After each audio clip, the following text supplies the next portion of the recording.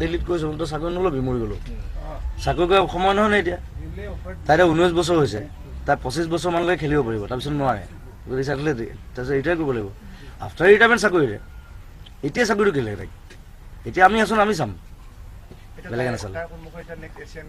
Asian games আছে Olympics আছে তাইক কৈছে গ'ল্ড নলগা আহিলে ইয়াত পিটিম মই গ'ল্ড পাবই লাগিব এজনী ছোৱালী ওলাইছে ভোগেশ্বৰ বৰুৱাৰ পিছত অকল তাই ওলাইছে অসমৰ এথলেট চ' আমি বুষ্ট আপ কৰিব লাগিব তাইক কি